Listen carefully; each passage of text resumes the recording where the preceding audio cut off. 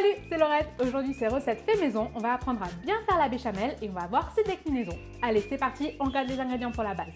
Pour la base de la recette, il va nous falloir du lait, de la farine, du beurre, de la muscade, sel et poivre.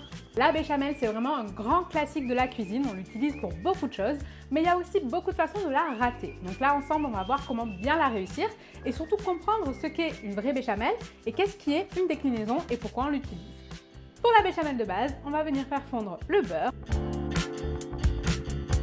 Lorsqu'il est bien fondu, on ajoute la farine et on mélange pour obtenir un roux.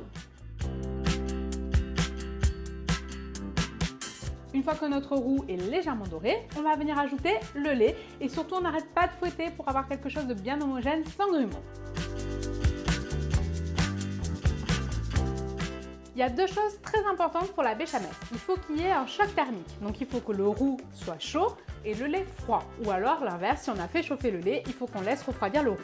Deuxième chose très importante, on est sur un temps pour temps au niveau de la béchamel. C'est-à-dire que si on a 50 g de beurre, on a 50 g de farine et 50 centilitres de lait. Une fois que le mélange est bien liquide, on lui donne une ébullition pour venir l'épaissir un petit peu sans jamais cesser de fouetter.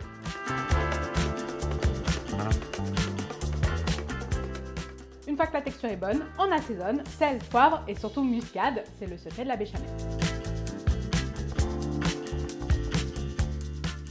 Et voilà, là la texture de la béchamel est parfaite. Maintenant qu'on sait faire une bonne béchamel, on va faire les déclinaisons.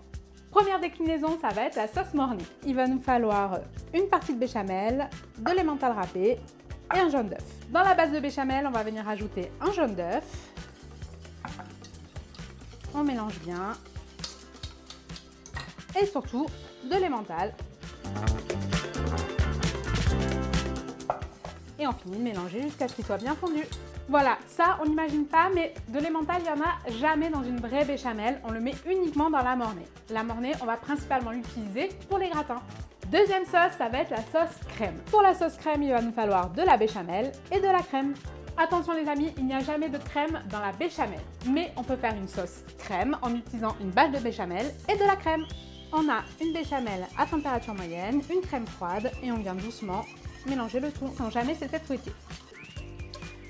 Et voilà, là on obtient une sauce bien liquide, bien nappante. On va surtout l'utiliser justement pour venir napper des plats, principalement des filets de volaille ou de poisson.